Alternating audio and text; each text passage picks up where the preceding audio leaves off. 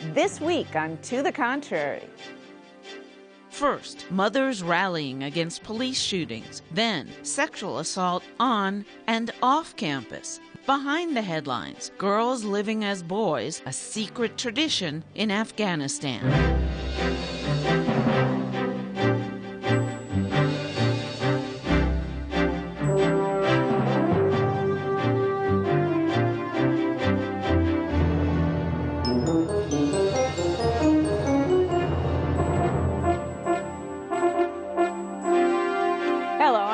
Beyer. Welcome to the Contrary, a discussion of news and social trends from diverse perspectives. Up first, women and police reform. Mothers of young black men and boys killed by police gathered in Washington this week. At a congressional hearing, they called for an overhaul of the justice system. It's part of the continuing response to decisions by two grand juries that refused to indict the officers who killed Michael Brown and Eric Garner. The Ferguson, Missouri, and New York cases have shined a national spotlight on police treatment of blacks and Hispanics across the country. My son should be here. I should not have buried my son. I need American citizens to stand up and fight this because the police have too much power.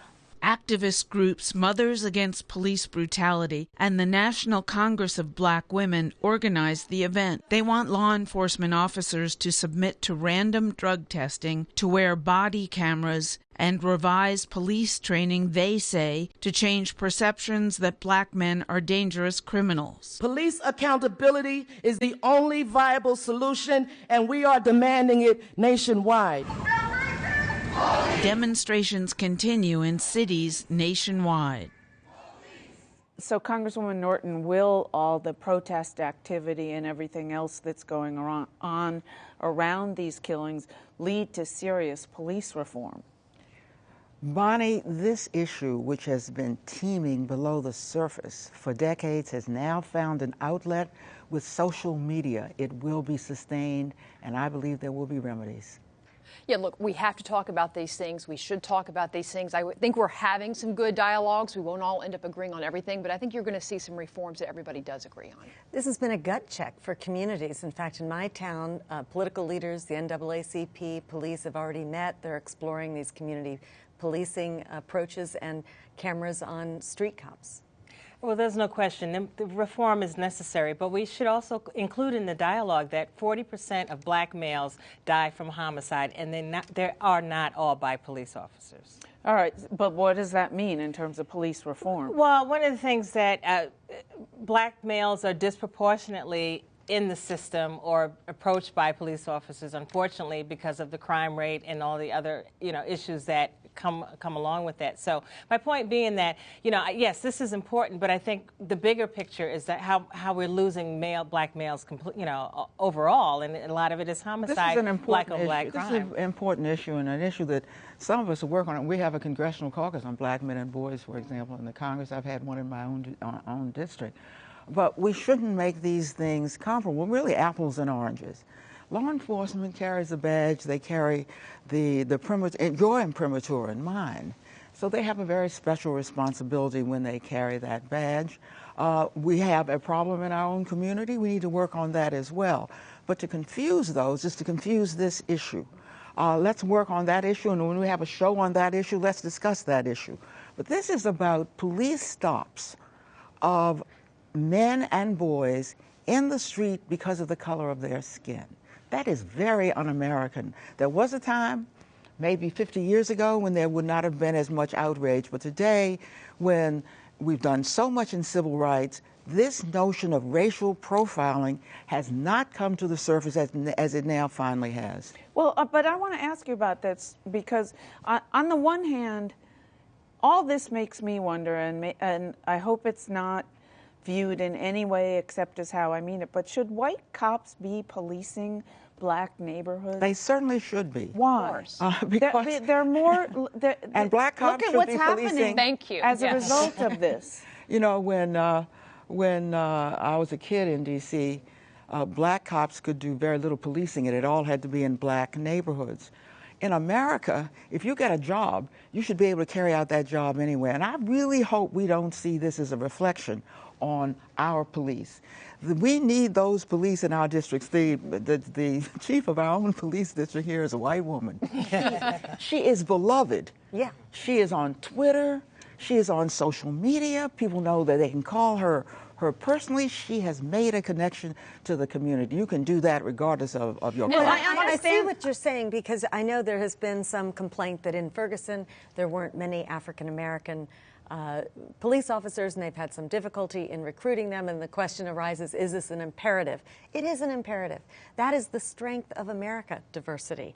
Clearly, we want to have a diverse police force. If you have a police force that's all white men, that's bad. If you had a police force that was all black men or all black women, that's not diversity. That doesn't reflect the community. But the fact nationwide is that police departments have been trying to recruit minorities, particularly African Americans, and young African Americans are now able to get better paying jobs, and they're having a really hard time trying to recruit them. Well, but I think this shows this is a complicated issue. It's not just a very narrow issue. I think what you said is important. I think what you said is important. But there's also things like, I would say, the overcriminalization issue. I mean, maybe not in Ferguson that wasn't the case so much, but in New York, I mean, this guy was selling cigarettes, okay? And really, we've got to have a swarm of cops. But we've got so many laws on the books that I think we're an overcriminalized society, and I think that plays into it. My point beyond that is just there are so many things we need to talk about in this. It's not just white, black. It's not just a race issue, even though I think that's a big part of it. There's a lot going on. I hope you will take that position as well. It's a good libertarian position. When it comes to the move afoot now to make possession of small amounts of marijuana legal, because we found that though blacks and whites use marijuana at the same rate, 90% of those who have arrest records are black. So yes, there is overcriminalization in the society. And by the way, look what the Attorney General is doing. And he is trying, because we have in prison, Rand Paul has supported this as well, many black people, particularly black men, who were convicted of low-level drug offenses. Nonviolent. Many of those are being released. And you know what? You could see this race divide with this recent Pew study that showed that 90% of African Americans, after seeing the Eric Garner video and the grand jury response, said the grand jury was absolutely wrong. 64% of whites who saw that grand jury response said it was correct. And I think what we need to realize as a country is that some of us are viewing all of this through a lens of privilege, and that we don't understand how it's viewed through a lens of being discriminated against. It's a lens of personal experience. Whites haven't had that experience. Right, and their experience is one of privilege. And also, the issue about having relationships with, Delegate, you mentioned about your neighborhood. And I know growing up, you see, Officer Smith or Officer Jones, whether he's black or white, walking through your neighborhood. There was a relationship. He knew the kids in the block. He knew the parents in the block. So, I mean, we have a long way to go back to where there can be a good relationship. Are we going to have road cops and making bad decisions? Of course we are. But I think overall, they're really trying to do the right thing, but they, need some help. Well, let's get back to, though, in the limited time we have left, the issue of recruiting minorities. What is going on, and why can't we get more young African Americans into the police force? Thank you for that. Let me make it clear, because you always hear, well, blacks want to go to college now. Guess who gets recruited as whites who get recruited? They're not whites who want to go to college. They're from the working class. So we ought to line up comparable groups of people. Now, there is a difficulty, because blacks in the working class are most often, very often, not most often, but very often in low-income neighborhoods, they will have a marijuana arrest. Possession, small amounts, all automatically disqualifies you from going into the police department. So they need to look closely at these young men and not look at the ones who are on their way to college among blacks any more than they look at those who are on their way to college among whites. Is that what they've been doing? They've been looking for college-educated African Americans? Yes, because they're looking for people who have absolutely clean records, who've been raised as middle-class young black men. Right. And we understand that. You got to have standards. We all get that. And I would say, I mean, we ought to say to young folks, black, white, whatever color you are, male and female, it matters what you do, you know? And if you put yourself in bad situations, sometimes bad things happen, maybe things that shouldn't have happened, that you didn't deserve, but you put yourself in a dangerous spot, and people need to understand that. But on the other side of this, too, I think, Bonnie, I mean, look, there's some good reforms out there that I think a lot of people will agree with, whether it's the cameras on cops, a number of things. Let's not have to have everything done before we can start making some serious steps. If we agree on that, let's move on it. Next step, let's move on. And it can come from the community. That's right. All right, let us know what you think. Please follow me on Twitter at Bonnie Urbay and at To The Contrary. From demonstrations against police shootings to college-age sexual assault. 80% of sexual assaults against college students are never reported. That, according to a new Justice Department study. Researchers examined 18 years of sexual assault and rape data, comparing female students with non-students. The report also found slightly higher rates of sexual assault among 18 to 24-year-old women who were not in college. Non-students were more likely to report the assaults. For both groups, 20% of victims cited the likelihood of negative backlash as the reason why they failed to report the attack. In the final year study, 2013, there were no differences in the rate of rapes and sexual assault between the two groups. So what do we need to do to get a true picture of what's going on with sexual assault in this country? Well, we have study after study. I mean, this is a Department of Justice study that's coming out, but there have been others. Clearly, there are some issues here. And I think we need to continue to raise awareness, both of the young people on campuses of what's at risk and what they need to do to protect themselves. But, Bonnie, we need to prosecute these things. I mean, if these are cases, they need to be taken to a criminal justice courtroom and prosecuted. And I think that helps in twofold. It puts people who are guilty of a very bad crime, they get a severe punishment, not just sent off to another college or transfer out. But secondly, we do have people making false allegations, and a criminal courtroom is a place to figure those things out. You know, a high profile, and by the way, I don't think it'll take many, one or two high profile prosecutions, I think, might act as a deterrent. Because they're all thinking they can do it. Oh, yeah. But this is difficult because we've allowed a culture to develop among the women and the men that the women are not supposed to do anything about it because their peers will not support them. And the men know nobody's going to do anything about it. So when you have to change a culture, it's much more difficult than finding a remedy because the remedy regards much more than the usual let's do this and it will disappear. And these these universities, we can't allow them to micromanage or manage or not manage themselves. I mean, I believe prosecution is the way to go. And parents can help with why that. Why don't they just refer it out then? I mean, why don't they refer anyone? Because they got their own black eye. They want to protect themselves, I think, these universities. Yeah, they want to protect themselves. They but want to keep the money rolling. Why doesn't this just change right now? Like Teresa Sullivan at UVA is talking about having sort of a buddy system at these frat parties, limiting underage drinking. Come on. We're 5 years old. Go to a party. This is right. I mean, look, you should know, if you're 18 years old, if you go in and you do something wrong and it's a criminal, you are going to be criminally prosecuted. That should be the threat. It should not be, oh gosh, my fraternity's going to kick me out, or we're going to pay a fine, or some stupid. But you do have to create the culture where people feel safe reporting in light of this last case where Rolling Stone magazine had to unwind it, and then they seem to be blaming the victim, and it's all very murky. And then we've just had this Bill Cosby case where you had all these women making allegations, and it wasn't until... Including most recently Beverly Johnson, the former supermodel. Yeah, and so there are problems with going public with these things. You've seen what happened to those women through all these years. Well, that's what I was going to say about the prosecutions, for example, and not to raise Cosby in the context of sexual assault on campus, but off campus.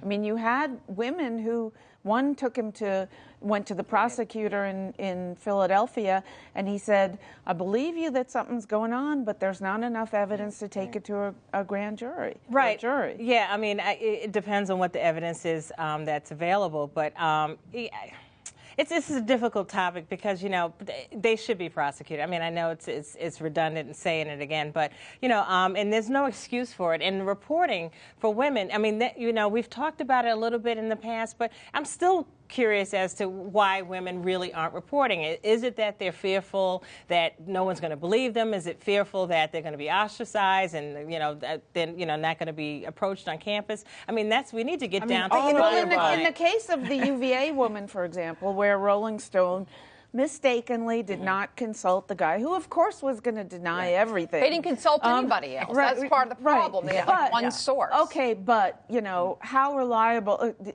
what guy is going to be approached and say, I did all that? Yeah, but there are other people involved that could have been, it was shoddy journalism. Her peers. It was really bad journalism. Yeah. It was shoddy journalism. On the other hand, it was shoddy of Rolling Stone, in my humble opinion, I absolutely to agree. walk back so immediately instead of saying, okay, we'll go check now, we'll do a follow-up. They can't get it story. right. But I do want to say something about rape.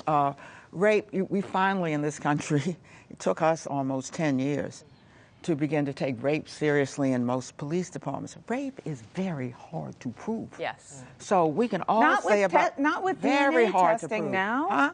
Not with DNA kits now. Right. Rape kits. No. Rape kits. No, I'm sorry. We're talking Well, about. you're a better lawyer than I am, for sure. So I'll go with your assessment. You go to a party, everybody's drinking. You did have sexual relations. I say it was rape. He says, what are you talking about? Right. You consented to that.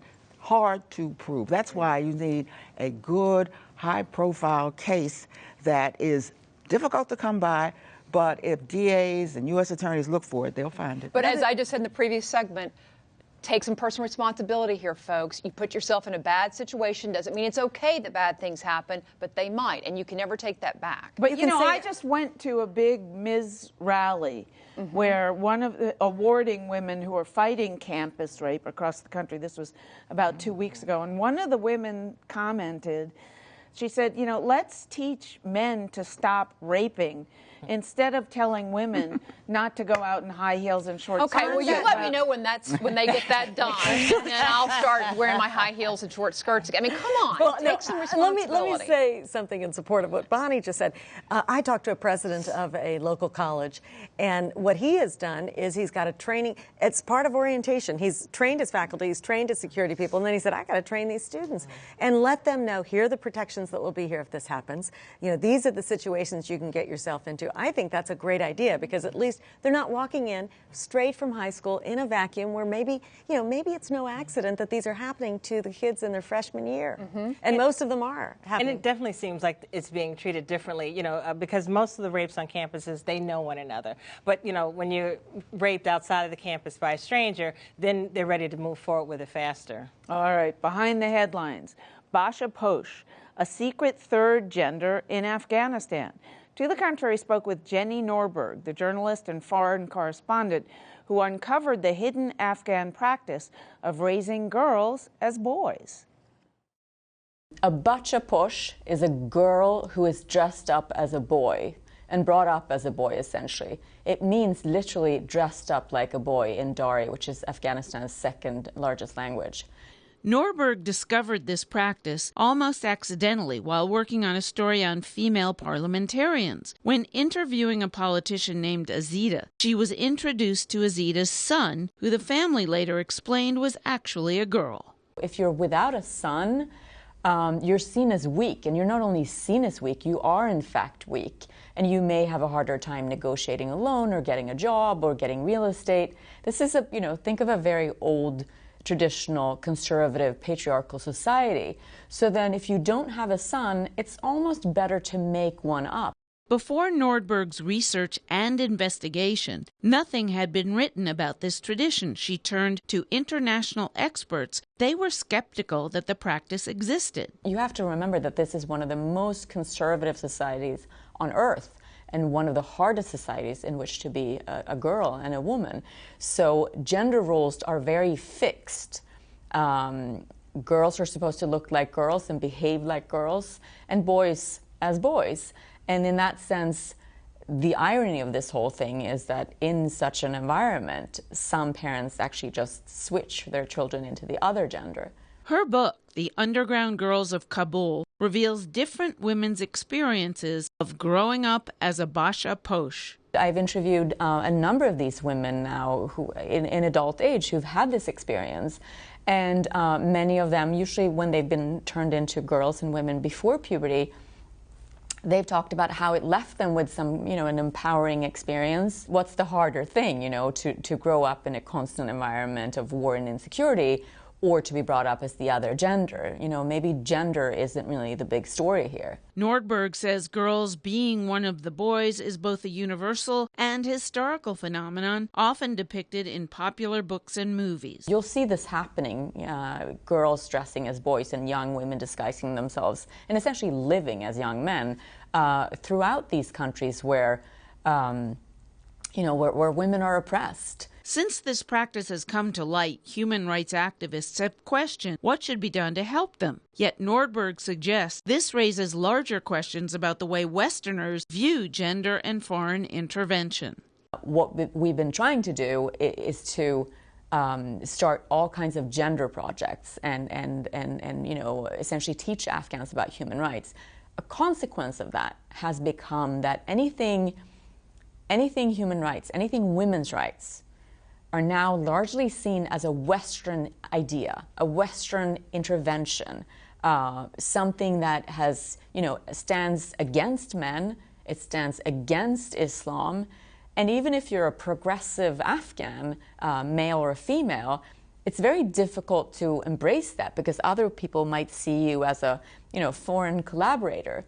In almost all cases, these Bacha Posh are turned back into women when they come of age. They take on the role of the traditional Afghan woman who is forced to marry and bear children. These women also do say that, once they've been forced to become women or, turned into young girls from having grown up as boys, that the male, what's considered traditionally male, has stayed with them. Nordberg founded the website bachaposh.com to create a platform for women to share their stories of being a Bacha Posh and bringing the issue to the global conversation about gender, equality, human rights, and freedom. I mean, the way I see it, at the heart of it, this is not really a story about gender. It's a story about freedom.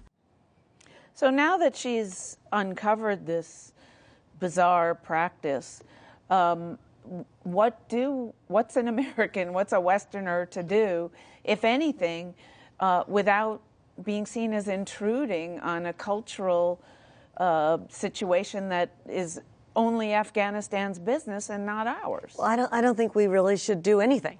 I mean, imagine what you would feel like as a mother having daughters have to live in this oppressive society that you yourself have to live in. I don't think we can make a judgment call on what's being done here.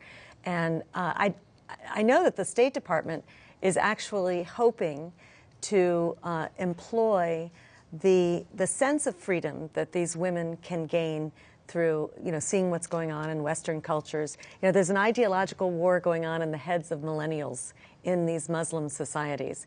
And one thing that really helps us in that weighing of the two cultures is that they see that women do have freedom.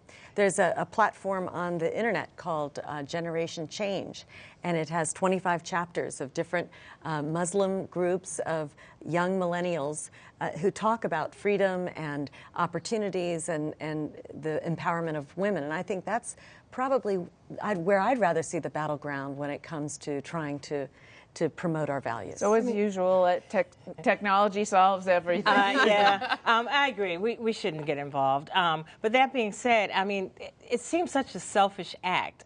You raise the young lady as a boy, and then when it's time for her to get married off and have babies, you can be a girl again. They don't talk about getting them education, maybe possibly getting them out of the country. So, from what the story has told us is that it's done because it makes you have stature in your family, not that it's helping and because the child. husbands want it, right? Frankly, and the right. husbands are completely in charge. Your thoughts? Well, my first thought was, oh, finally, somebody has found an answer to female oppression. Just become a boy.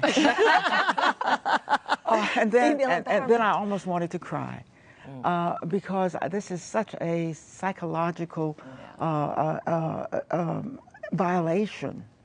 And I think if we get with the girls early enough and the women, in the society, they can change it. Gotta run. Sorry, we're out of time. That's it for this edition. Please follow me on Twitter and visit our website, pbs.org/To the Contrary. And whether you agree or think to the contrary, see you next week. This one was worth a program. My God. What damage it does to them psychologically. Oh, here's what I don't know. What would it do to you to live in that culture? Well, what happens? Right. I mean,